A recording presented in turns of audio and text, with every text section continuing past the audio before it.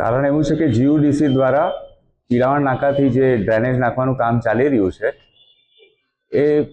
આપ જાણો જ છો કે મુખ્ય માર્ગ અંકલેશ્વરનો એ હાલમાં હજુ એનું કામ ચાલુ છે,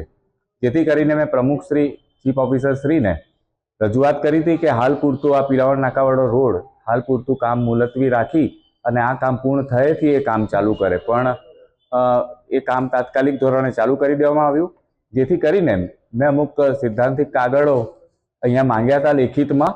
એ મને અત્યાર સુધી મળ્યા નહોતા, એના માટે હું આજે અહીંયા આવ્યો હતો, પણ આજે આ કાગળ મને અહીં આપી દેવામાં આવ્યા છે અને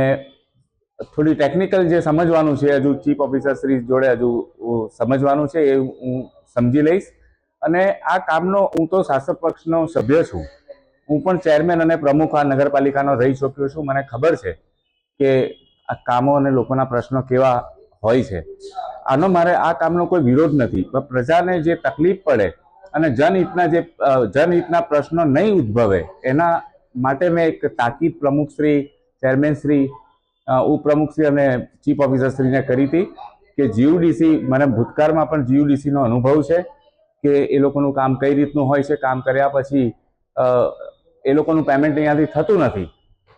ડાયરેક્ટ ગાંધીનગરથી થાય છે, એટલે અહીંયાના લોકો સાથે એ લોકોનું કોઈ કન્સલ્ટિંગ હોતું નથી અને કામ અધૂરું મૂકીને એ લોકો જતા રહે છે. મને ખુદને અનુભવ છે જ્યારે હું પ્રમુખ હતો, ચેરમેન હતો, જેથી કરીને મેં આ પદાધિકારીઓને તાકીદ કરી હતી કે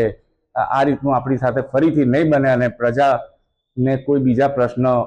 સામનો કરવાનો, ટ્રાફિકનો કે બીજા કોઈ પ્રશ્નોનો સામનો કરવાનો નહીં આવે, એ હેતુસર મેં આ લેખિતમાં આપ્યું હતું અને એના મને કાગળ મળી ગયા છે.